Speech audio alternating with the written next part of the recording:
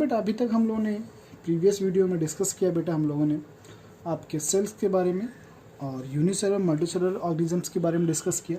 अब बेटा यहाँ पर हम टाइप ऑफ सेल्स के बारे में डिस्कस करते हैं। टाइप ऑफ सेल्स क्या होती हैं बेटा? तो on the basis of constitution cells are mainly of 2 types. मतलब इनके कॉन्स्टिट्यूशन की बनावट के अकॉर्डिंग सेल्स आपकी 2 प्रकार की होती है, 2 टाइप्स की होती हैं, prokaryotic sales and eukaryotic cells. Prokaryotic cells क्या होती हैं, यूकैरियोटिक सेल्स क्या होती हैं, इन पे डिस्कस करते हैं। प्रोकैरियोटिक मीन्स पुरानी, मतलब पहले की, मतलब जो प्रिमिटिव होती हैं, पहले की जो सेल्स होती हैं वो आपकी क्या कहलाती है, प्रोकैरियोटिक्स।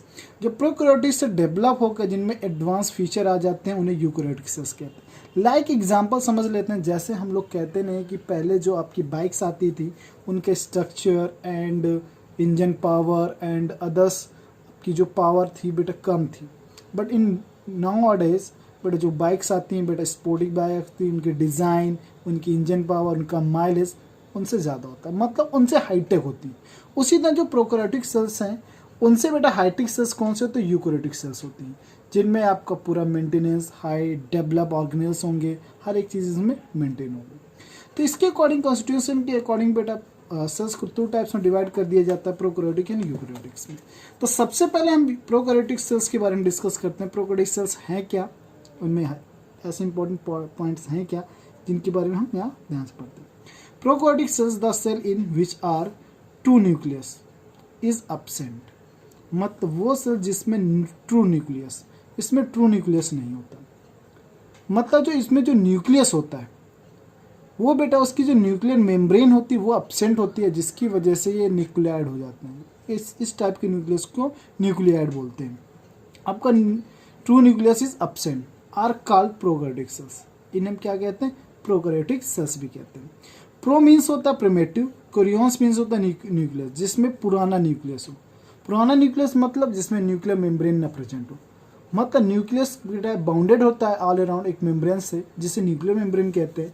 और न्यूक्लियर मेम्ब्रेन जो absent होती है जो न्यूक्लियस से, उस न्यूक्लियस को न्यूक्लियाइड बोलते हैं। तो इस टाइप के सेल को बेटा हम प्रोकैरियोटिक सेल्स बोलते हैं। Example like bacteria, mycoplasma, cyanobacteria, ये इसके एग्जाम्पल है। तो यहीं पर बेटा अब आ जाता है important point of the prokaryotic cell. Prokaryotic cells के कुछ इंपॉर्टेंट पॉइंट होते हैं। ये इंपॉर्टेंट पॉइंट बहुत ही जरूरी है, क्योंकि इंपॉर्टेंट पॉइंट इसके भी पढ़ाएंगे और यूकैरियोटिक्स के पढ़ाएंगे। यही इंपॉर्टेंट पॉइंट्स एक दूसरे के डिफरेंस आता है। जब भी आपका क्वेश्चन आएगा difference between prokaryotic cells and eukaryotic cells, तो यही इंपॉर्टेंस पॉइंट्स के थ्रू, जो इंपॉर्टेंट पॉइंट यहाँ पे आपको लिखाए जाएंगे, इन्हीं इंपॉर्टेंस पॉइंट के थ्रू इनके क्या डिफरेंस देखे जाते हैं।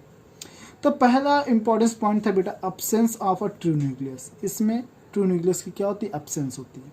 Absence of nuclear membrane, nuclear membrane absence होती है। अदर मेम्ब्रेन बाउंडेड ऑर्गेनेल्स, मतलब एक सेल के अंदर बहुत सारे ऑर्गेनेल्स प्रेजेंट होते हैं। अदर मेम्ब्रेन्स बाउंडेड ऑर्गेनेल्स वो भी क्या होते हैं, एब्सेंट, लाइक अ गोल्गी बॉडी या रेटिकुलम, माइटोकॉन्ड्रिया और एब्सेंट। इसमें जो राइबोसोम होता है, 70S टाइप का होता है, 70S टाइप का होता है। एंड बेटा cell wall does not contain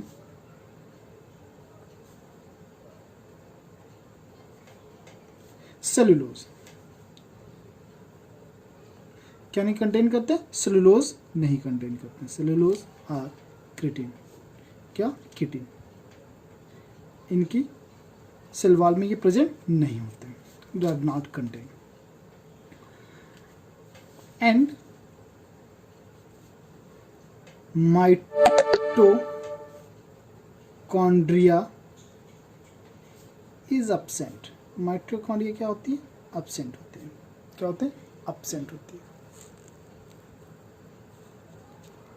अब बेटा माइटोकॉन्ड्रिया भी क्या हो सकता है, absent होता है, जिसकी वजह से ये अपनी जितनी भी एनर्जी रिक्वायरमेंट है कहाँ से लेते हैं, आपके सेल से, मतलब जिस बॉडी पर रहते हैं, मतलब जिस होस्ट बॉडी में रहते हैं उससे एनर्जी कंटेन करते हैं। तो ये आपके सब इंपॉर्टेंस पॉइंट थे आपका प्रोकैरियोटिक सेल्स का। इतने बहुत इंपॉर्टेंट पॉइंट्स आपके, अभी आपको ज़्यादा नीड नहीं है, तो इतने ही बहुत हैं बेटा। इसके बाद हमारा आ जाता है बेटा यूकैरियोटिक सेल्स। यूकैरियोटिक सेल्स क्या होती हैं उनके बारे में डिस्कस करते हैं। Eukaryotic cells. अब यूकैरियोटिक सेल्स क्या होते हैं इनके बारे में देखते हैं। These are very developed advance cell, मतलब डेवलप एडवांस सेल्स होती हैं। ये इसको कह सकते हैं दीज आर सेल्स और organelle which consist well defined nucleus and membrane organelles. अब बेटा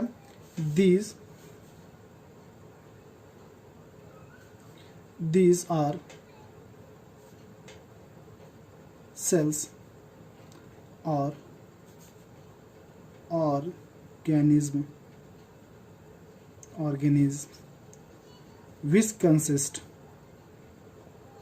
which consist of well defined nucleus and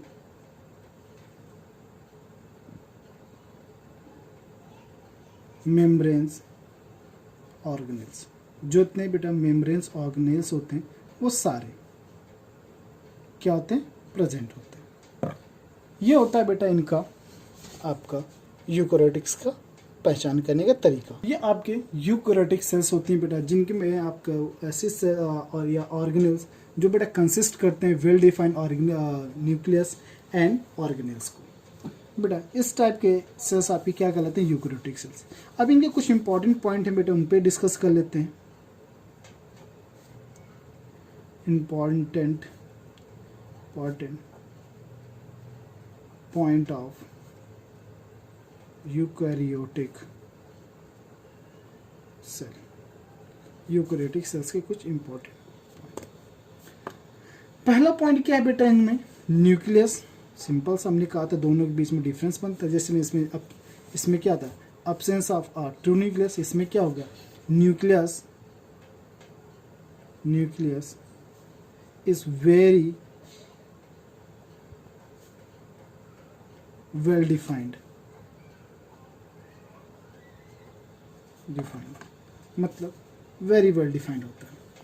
दूसरा बेटा जैसे इसमें हम लोगों ने देखा था अब्सेंस ऑफ न्यूक्लियर मेम्ब्रेन, तो इसमें क्या होता है, प्रेजेंट ऑफ न्यूक्लियस मेम्ब्रेन। क्या होती है, न्यूक्लियर मेम्ब्रेन क्या होती है, प्रेजेंट होती है।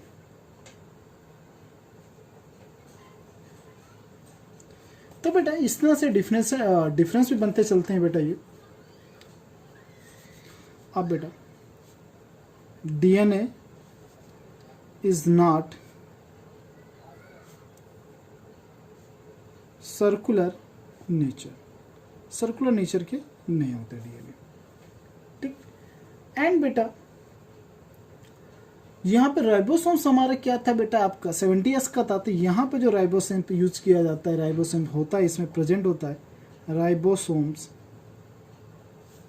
Are of 80S type. कितने टाइप का होता है, 80S टाइप का होता है। एंड बेटा माइटोकॉन्ड्रिया आर प्रेजेंट, माइटोकॉन्ड्रिया भी प्रेजेंट होता है। माइटोकॉन्ड्रिया आर प्रेजेंट, माइटोकॉन्ड्रिया भी क्या होते हैं, प्रेजेंट होते हैं। एंड बेटा और बात करें बेटा हमारा जैसे सेल वॉल है, यहाँ पर सेल वॉल मेड फ्रॉम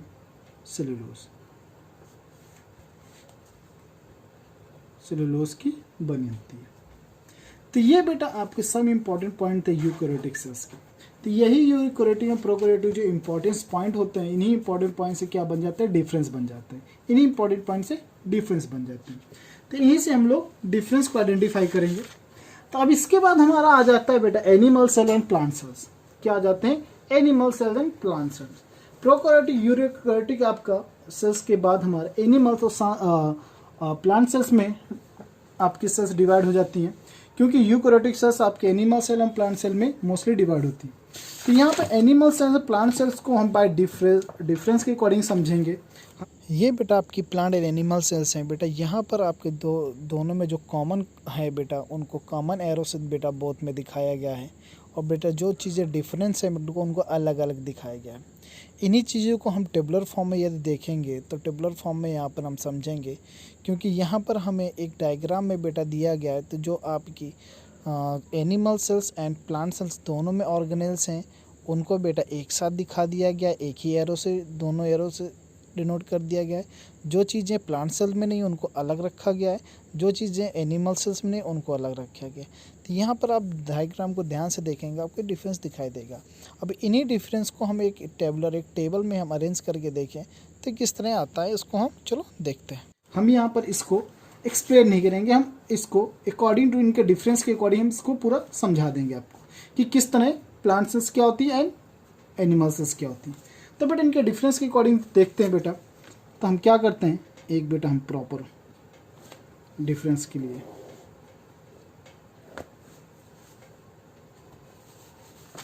बेटा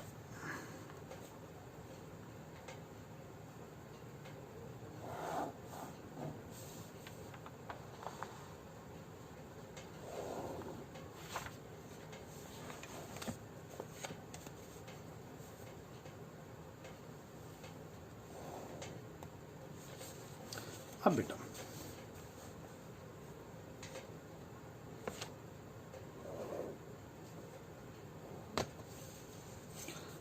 बेटा यहाँ से देखें तो सबसे पहले यहाँ पे प्रॉपर्टीज़, किन प्रॉपर्टीज़ के अकॉर्डिंग इनका डिफरेंस देखेंगे कि कौन कौन सी प्रॉपर्टी है जिनके अकॉर्डिंग इनका डिफरेंस बताएंगे बेटा। इन डिफरेंस के अकॉर्डिंग हम प्लांट एंड एनिमल सेल्स को बेटा डिटेल में समझेंगे। चीज़ अब बेटा इसके बाद यहाँ पर आ जाएगा बेटा animal cell and plant cell. पहले हमारा प्लांट सेल, यहाँ पर हमारा एनिमल सेल। अब बेटा सबसे पहले हमारी प्रॉपर्टी है सेल वॉल। क्या है हमारी? Cell wall. First property cell wall है। तो बेटा हम देखें तो सेल वॉल प्लांट सेल में प्रेजेंट होती है एंड एनिमल सेल में अब्सेंट होती है। दूसरा हमारा है बेटा साइज, कि हमारा साइज कैसा होता है। इसका बेटा यूजुअली आपका लार्ज होती है एंड ये यूजुअली आपकी स्मॉल होती है।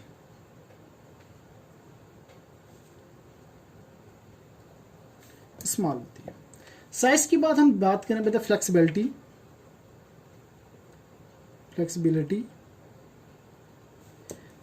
की बात करें तो नॉन फ्लेक्सिबल होता है। आपकी जो प्लांट सेल होती है वो कैसी होती है? नॉन फ्लेक्सिबल होती है।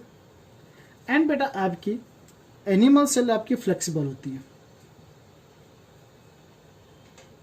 बेटा यहीं से डिफरेंस से आपको प्लांट एंड एनिमल से अच्छी तरह समझ में आ जाएगा। प्लास्टिड, क्या? प्लास्टिड। इनके बारे में सब जो प्लास्टिड इनके बारे में आगे पढ़ेंगे। इनमें प्रेजेंट होती प्लांट सेल में और एनिमल सेल में अब्सेंट होती है। क्या होती है? अब्सेंट होती है। वैक्यूल्स की बात करें बेटा, वैक्यूल्स मतलब किसकी बात करें? वैक्यूल्स की। वैक्यूल की बेटा प्लांट सेल में प्रेजेंट होती हैं और लार्ज अमाउंट में प्रेजेंट होती हैं और 80% तक 60 to 80% तक वॉल्यूम बेटा वैक्यूल्स का ही होता है प्लांट सेल में। इसमें बेटा अब्सेंट होती हैं और वेरी स्मॉल होती हैं, बहुत ही छोटी होंगी। वेरी स्मॉल अब्सेंट होगी या फिर बहुत ही छोटी होंगी। एंड आपका आगे बात करें बेटा आपका नंबर ऑफ माइटोकॉन्ड्रिया दोनों प्रेजेंट होते हैं।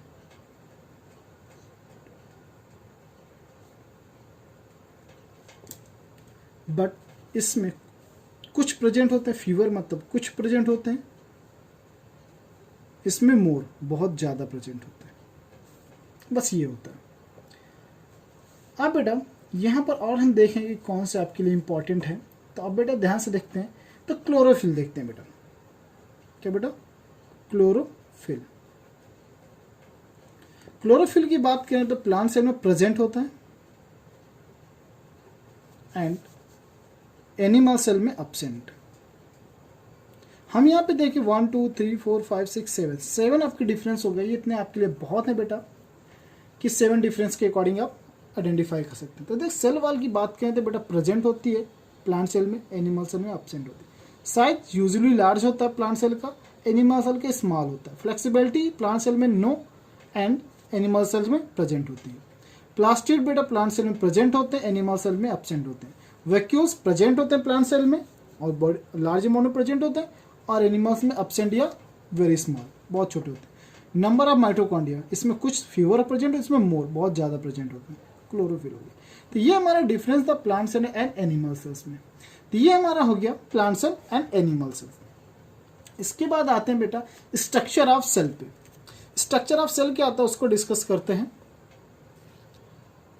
अब बेटा यहाँ पे प्लांट का एक स्ट्रक्चर हमारे पास है, प्लांट सेल का स्ट्रक्चर है। इस प्लांट सेल के स्ट्रक्चर में हम लोग बेटा ध्यान से देखें तो बेटा यहाँ पर सेल वॉल आपकी आउटर मेम्ब्रेन सेल वॉल है, उसके बाद सेल वॉल के जस्ट नीचे आपके सेल मेम्ब्रेन है, उसके बाद आपके डिफरेंट ऑर्गेनेल्स प्रेजेंट है, न्यूक्लियस प्रेजेंट है, mitochondria, ribosome, nucleus, nucleolus, vacuole, cytoplasm, nucleoplasm, ये सारा प्रेजेंट है। तो बेटा अब इन सेल स्ट्रक्चर के में देखेंगे जो चीज़ें हमारे यहाँ प्रेजेंट है उनके बारे में डिस्कस करेंगे। तो सबसे हम आउटर मेम्ब्रेन से स्टार्ट करते हैं, सेल वॉल से। सेल वॉल से हम टॉपिक स्टार्ट करेंगे, अंदर की ओर चलेंगे और सारे ऑर्गेनेल्स के बारे में डिस्कस करेंगे। तो हम सबसे पहले यहाँ पे हम सेल वॉल, उसके बाद सेल मेम्ब्रेन्स, उसके बाद अदर ऑर्गेनेल्स के बारे में हम यहाँ पर डिस्कस करेंगे। तो यहाँ पे सेल स्ट्रक्चर आपको कुछ इस तरह होता है। यहाँ प्लांट सेल का ये स्ट्रक्चर है, ये आपका दिखाई दे रहा है। तो अब हम लोग डिस्कस करते हैं बेटा टॉपिक सेल वॉल पर। स्ट्रक्चर ऑफ सेल के बाद हमने अभी डिस्कस किया structure of cell plant and animal cells के बारे में बेटा। सब उसके बाद हमारे प्लांट सेल्स में हमारी सेल वॉल प्रेजेंट होती है। तो सेल वॉल के बारे में डिस्कस करते हैं। सेल वॉल होती क्या है, इसका फंक्शन क्या है और ये काम क्या करती है। तो बेटा सेल वॉल,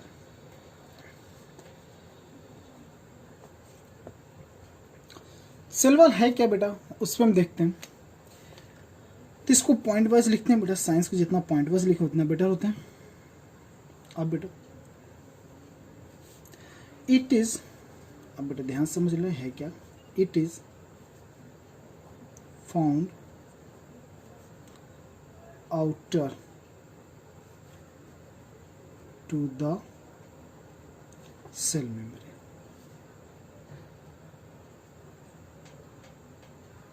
ये सेल मेम्ब्रेन्स के बाहर प्रेजेंट होती है। सेल मेम्ब्रेन्स के मतलब सेल वॉल अंदर, उसके बाद सेल मेम्ब्रेन पहले, और आउटर मतलब बाहर जो आउटर सरफेस होती है वो क्या होती है, सेल वॉल होती है। क्या होती है, सेल वॉल होती है। It was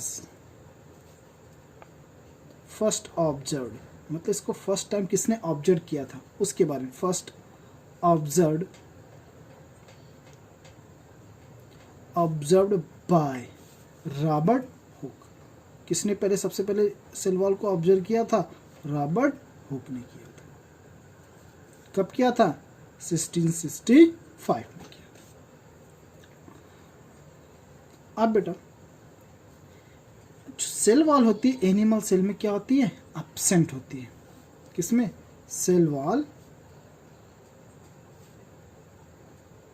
absent in animal cell. Animal cell में क्या होती है, एब्सेंट होती है। अब बेटा ये हमारा होता है सेल वॉल, कोई बेटा cell wall in plant cell, किसकी, प्लांट सेल की बात कर रहे बेटा। Cell wall in plant cell is mainly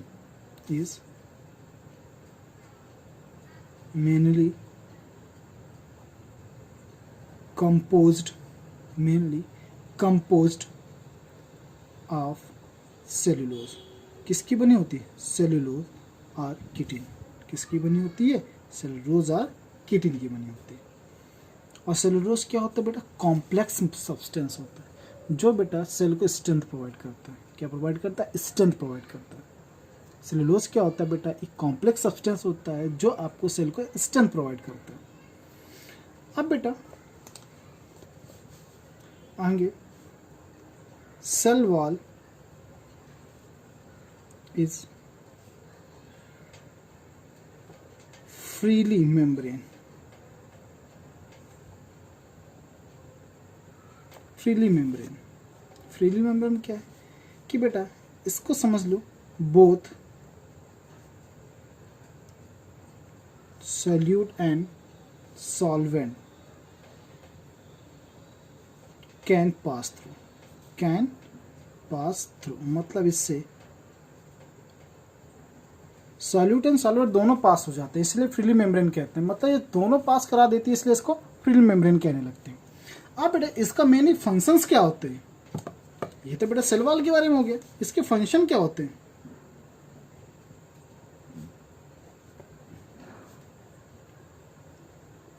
function of cell wall, तो फर्स्ट पॉइंट क्या कहता है कि इसका मेन फंक्शन क्या होता है बेटा, तो आप देखते हैं इट मेंटेन, ये मेंटेन करती है, क्या मेंटेन करती है, it maintain shape and size of the cell, the shape and size of the cell, ये सेल की शेप एंड साइज को मेंटेन करता है।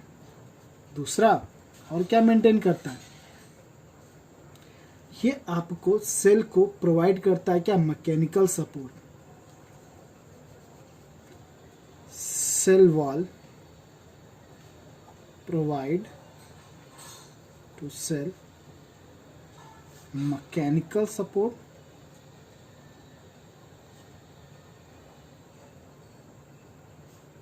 एंड स्ट्रेंथ, क्या, और स्ट्रेंथ प्रोवाइड करता है।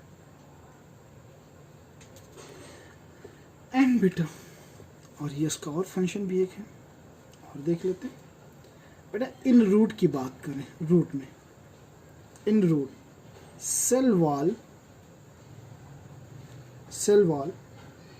आल्सो हेल्प, और किस में हेल्प करती है, also help in the absorption of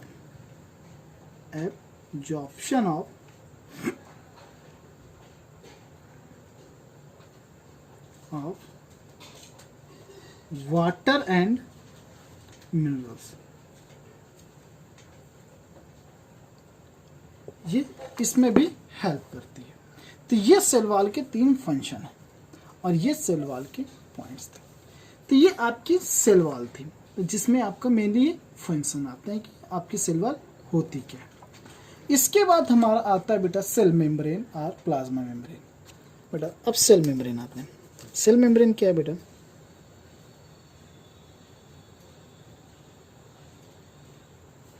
और प्लाज्मा मेम्ब्रेन, सेल मेम्ब्रेन को ही हम प्लाज्मा मेम्ब्रेन भी बोलते हैं। सेल मेम्ब्रेन या प्लाज्मा मेम्ब्रेन क्या होती है इसके बारे में आप डिस्कस करते हैं बेटा आपका।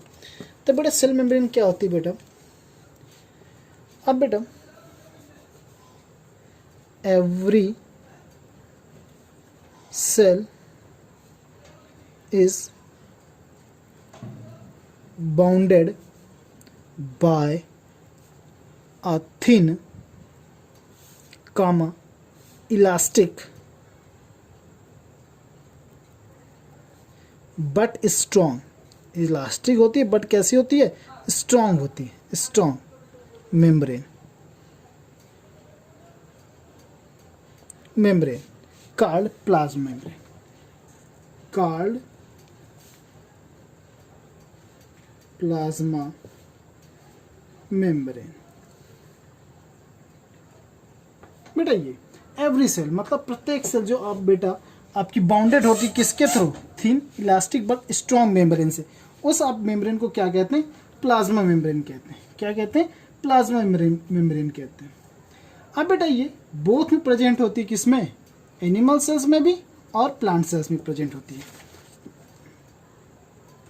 बेटा ये इसका अगला पॉइंट है बेटा, it is present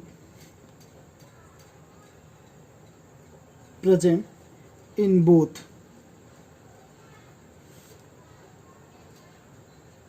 plant and animal cell, but ये प्लांट सेल में आउटर कवरिंग नहीं होती है, प्लांट सेल में आउटर कवरिंग सेल वॉल होती है, सेल वॉल के बिलो मतलब नीचे प्रेजेंट होती है cell membrane. But animal cells में ये आउटर कवरिंग करती है। क्या करती है? Outer covering. तब बेटा अगला पॉइंट क्या है बेटा, उस पर देखते हैं। इसका अगला पॉइंट, दे सेपरेट या it is separate, it is the outer most covering. क्या होती है? आउटर मोस्ट कवरिंग होती है। That separates the content of the cell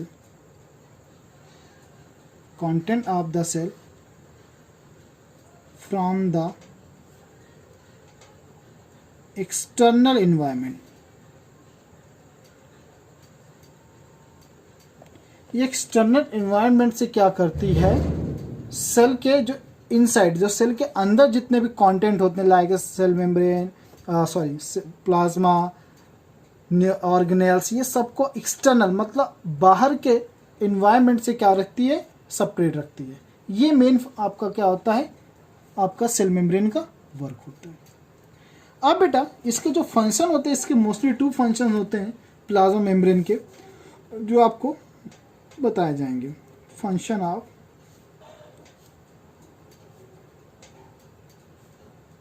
cell membrane.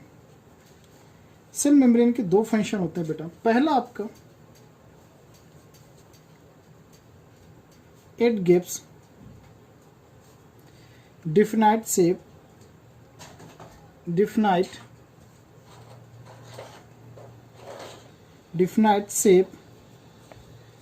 up to the cell, cell को बेटा डिफिनाइट शेप प्रोवाइड करते हैं। उसके बाद आपका इसका नेक्स्ट पॉइंट है जो अभी आपको बताया, it is separates the content of a cell from external environment।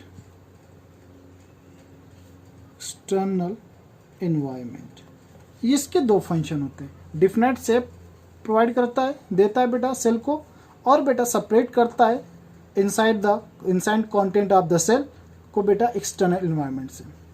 जैसे कह सकते हैं इस तरह, जैसे हम कह दें आपका बेटा कि यहाँ पर जैसे बहुत सारा कंटेंट है या एक्सटर्नल एनवायरनमेंट है, ये बेटा यहाँ पर एक लेयर बना लेते, प्रोटेक्टिव लेयर होती है, जो बेटा इनसाइड कंटेंट मतलब जो आपके सेल के अंदर कंटेंट होता है उसको एक्सटर्नल एनवायरनमेंट से क्या करता है? सेपरेट रखता है, एक दूसरे से अलग रखता है।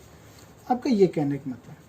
इसके बाद हमारा आपका जो आता है मेनली कि मेम्ब्रेन किस टाइप की होती है बेटा, ये आपके उसमें नहीं है बट पढ़ लो इसको, इम्पॉर्टेंट भी है, इन फ्यूचर आपका आएगा। तो यहाँ पर आपको जो मेम्ब्रेन की बात करें तो हम यहाँ पर जो मेम्ब्रेन हमारी परमेबिलिटी के अकॉर्डिंग, मतलब जो मेम्ब्रेन बेटा पास कराती है किसी भी सॉल्यूट एंड सॉल्वेंट को बेटा अपने थ्रू, उस बेटा परमेबिलिटी के अकॉर्डिंग मेम्ब्रेन 4 टाइप्स की हो जाती है। वो आपका बेटा यहाँ पर आपको केवल हम टाइप्स बता देंगे, बाकी बेटा आपको नहीं पढ़ना क्योंकि ये आपकी आती नहीं है। तब बेटा यहाँ पर टॉप्स के अकॉर्डिंग चलते हैं। तो पहला है इम्परमेबल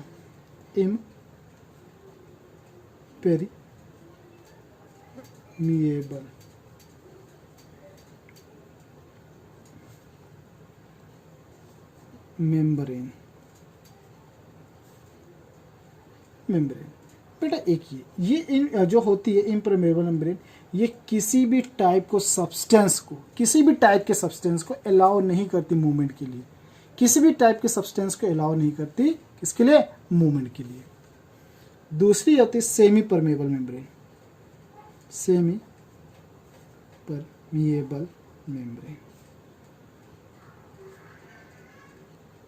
जो आपकी सेल वॉल और प्लाज्मा मेम्ब्रेन होती है, सेमी परमेबल मेम्ब्रेन होती है। क्या सी होती है? Semi permeable membrane. इस मेम्ब्रेन का काम क्या होता है, ये आपके सेलेक्टिव कुछ सेलेक्टिव सब्सटेंस को बेटा अपने थ्रू पास होने देती है। मतलब ये कुछ सेलेक्टिव सेलेक्टिव सब्सटेंस, जैसे लाएगा सल्यूट में कुछ सेलेक्टिव सब्सटेंस होते हैं लिक्विड में बेटा, उनको पास होने देती है अपने थ्रू। मतलब ये मूवमेंट तो करने देती है सेल मेम्ब्रेन्स के थ्रू, एक्सटर्नल एनवायरनमेंट से इंटरनल एनवायरनमेंट की तरफ या इंटरनल एनवायरनमेंट से एक्सटर्नल एनवायरनमेंट की तरफ। मतलब किधर की तरफ ये बोथ साइड बेटा जो मूवमेंट होता है ये आपका सिलेक्टिव सब्सटेंस का केवल होता है। किसका? सिलेक्टिव सब्सटेंस का होता है, ऑल सब्सटेंस का नहीं होता है। तो इसीलिए इसको सेमी परमेबल मेम्ब्रेन बोलते हैं। अगला बेटा सिलेक्टिवली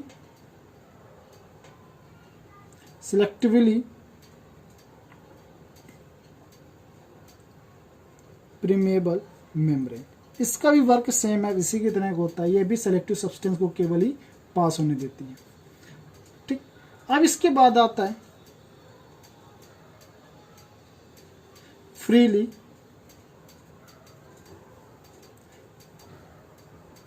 परमिएबल मेम्ब्रेन। अभी सेल वॉल में हम लोगों ने पढ़ा था यहाँ पर कि ये आपकी कैसी होती है, फ्रीली आपकी होती है। कैसी होती है? फ्रीली आपकी होती है, मेम्ब्रेन होती है। फ्रीली मेम्ब्रेन का मतलब होता है बेटा ये सभी टाइप के, कैसे भी टाइप हो, कोई भी सॉल्यूट हो, सॉल्वेंट हो, कोई भी हो, कैसा भी पार्टिकल्स हो, कैसा भी सब्सटेंस हो, सबको क्या होने देती है? पास होने देती है। ये सारे टाइप के पार्टिकल्स को मूवमेंट करने में हेल्प करती है। इसमें ये कोई कंडीशंस नहीं होती कि ये केवल एक पर्टिकुलर टाइप्स के सब्सटेंस को क्या करेगी? मूवमेंट होने देगी। तो ये आपकी मेम्ब्रेन्स आपकी 4 टाइप की होती है परमेबिलिटी के अकॉर्डिंग, आपकी मूवमेंट ऑफ पार्टिकल्स के अकॉर्डिंग। आपकी 4 टाइप्स की होती है, impermeable, semi permeable, selective permeable and freely permeable. ये 4 टाइप्स के आ जाते हैं। इसके बाद हमारा आपका आता है diffusion and osmosis. Diffusion and osmosis में हम डिस्कस करें आपका, तो सबसे पहला आता है डिफ्यूजन। डिफ्यूजन क्या होता है? तो ये बेटा होता है the movement of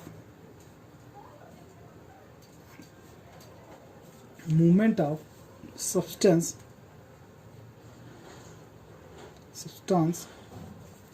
across a plasma membrane। किसके थ्रू? प्लाज्मा मेम्ब्रेन के थ्रू। आल्सो डिपेंड, या किस पे डिपेंड होता है ये भी ध्यान से समझ लो। Also depend upon the concentration of the cell। concentration of the cell पे भी डिपेंड करता है डिफ्यूजन। तो ये डिफ्यूजन है कि डिफ्यूजन आपका होता है क्या? तो movement of substance across a plasma membrane. Plasma membrane के अक्रॉस जब आपकी कोई भी सब्सटेंस का जो मूवमेंट होता है उसे हम कहते हैं डिफ्यूजन। ये कह सकते हैं ये आपका कंप्लीटली डिपेंड करता है किस पे? कॉन्सेंट्रेशन ऑफ सब्सटेंस में।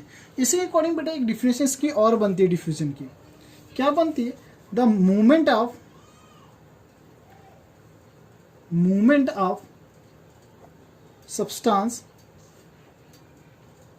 substance from a region of its higher concentration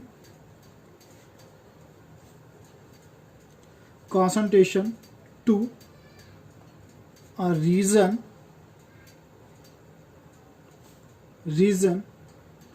of its lower concentration. Simple से कहने का मतलब इसमें जो सब्सटेंस का जो मूवमेंट होता है, जो भी सब्सटेंस का मूवमेंट होगा across the plasma membrane inside to outside या आउटसाइड टू इनसाइड, वो डिपेंड करेगा कॉन्सेंट्रेशन ऑफ द सेल। बेटा इसका सिंपल से हायर कॉन्सेंट्रेशन मूव करता है किसकी ओर? लोअर कॉन्सेंट्रेशन की ओर। मतलब जिधर कॉन्सेंट्रेशन ज्यादा होगा वो अपने अपोजिट साइड मतलब लोअर कॉन्सेंट्रेशन की ओर मूव करेगा, या इनसाइड हो या आउटसाइड, कहीं पर भी कॉन्सेंट्रेशन जैसा भी होगा वो उसके अकॉर्डिंग मूवमेंट करेगा। तो डिफ्यूजन आपका वो होता है कि ये higher concentration to lower concentration की ओर मूव करता है। तो ये आपका डिफ्यूजन होता है। इसके बाद हमारा आ जाता है ऑस्मोसिस, कि ऑस्मोसिस क्या होता है? तो ऑस्मोसिस की बात करें बेटा यहाँ पर, तो ऑस्मोसिस और डिफ्यूजन बेटा दोनों सिमिलर होते हैं बट सेम नहीं होते हैं। तो दोनों में कुछ डिफरेंस होते हैं।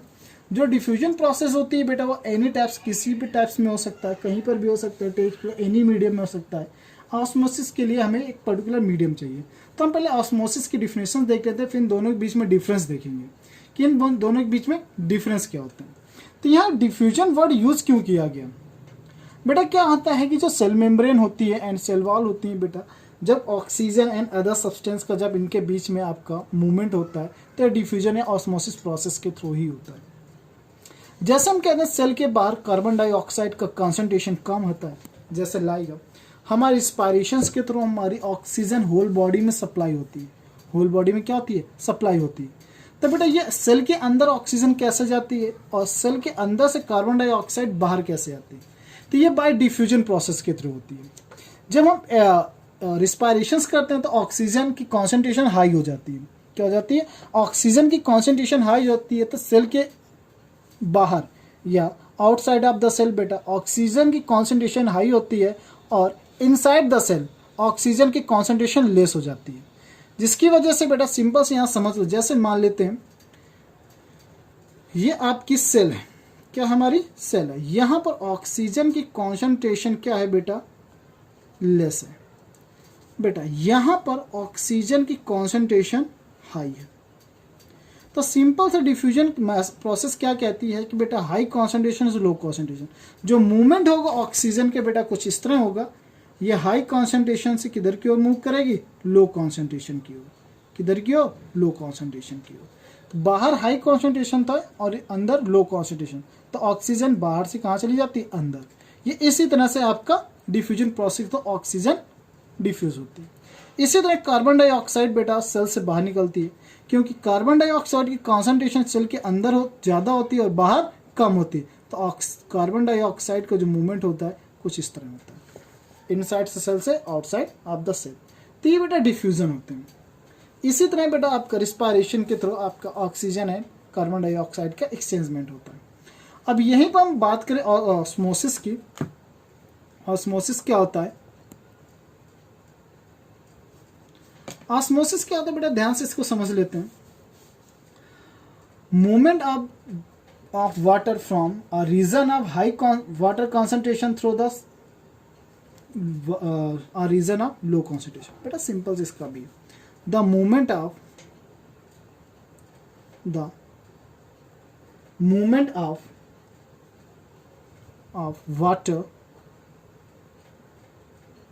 वाटर फ्रॉम a region of high concentration to a region of low concentration। मतलब जब वाटर का मूवमेंट हाई कॉन्सेंट्रेशन से लो कॉन्सेंट्रेशन की ओर होता है, इस टाइप के मूवमेंट को हम क्या बोलते हैं? ऑस्मोसिस कहते हैं। इस टाइप के डिफ्यूजन या मूवमेंट को क्या बोलते हैं? ऑस्मोसिस बोलते हैं। यहाँ पर एनी मीडियम, डिफ्यूजन बेटा एनी मीडियम, कोई मीडियम में हो सकता है, बट ये किस में होता है? वाटर में होता है। किस में होता है? वाटर में होता है। ऑस्मोसिस किस में केवल होता है? वाटर में होता है। तो यहाँ से बेटा इसके डिफरेंस बनते हैं कुछ, ऑस्मोसिस एंड डिफ्यूजन के बीच में डिफरेंस, वो इंपॉर्टेंट है। उससे बेटा आपको पूरा क्लियर हो जाएगा ऑस्मोसिस और डिफ्यूजन क्या होते हैं बेटा।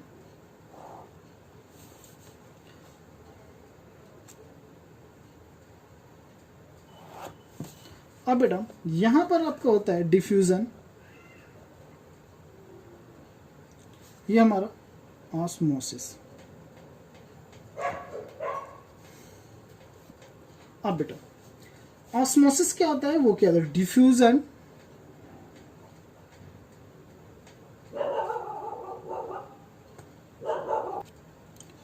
diffusion take place in any medium, ये किसी भी मीडियम में हो सकते हैं, कोई भी मीडियम हो सकता है। But osmosis occurs only in liquid medium। ये किस में होता है? केवल लिक्विड मीडियम में होता है। ये ध्यान रखिएगा। ये पहला पॉइंट। अब बेटा दूसरे पॉइंट की बात करें, the diffusing molecules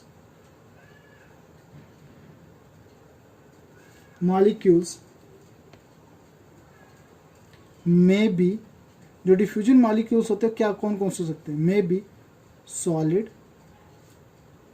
liquid and gas, तीनों टाइप के हो सकते हैं।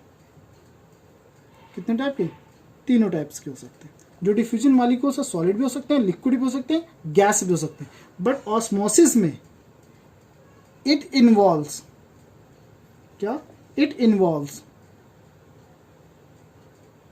इन्वॉल्व्स मूवमेंट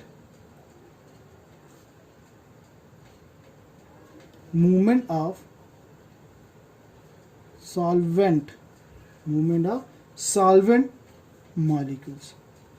केवल किस में होता है? सॉल्वेंट मॉलिक्यूल्स में होता है। सॉल्वेंट मॉलिक्यूल्स मतलब लिक्विड में। किस में होता है? लिक्विड में। बेटा इसके बाद है डज नॉट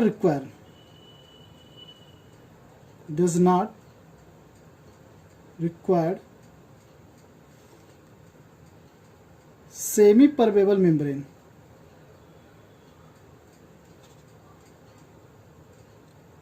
मतलब इसको सेमी परमेबल मेम्ब्रेन्स की रिक्वायर नहीं होती है, बट ऑस्मोसिस को सेमी परमेबल मेम्ब्रेन की रिक्वायर होती है। It require semi permeable membrane.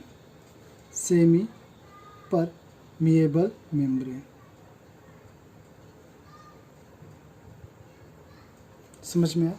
तब बेटा ये होता है। तो ये आपके डिफरेंस हैं, ये आपके डिफरेंस हो गए जो बहुत इंपॉर्टेंट है।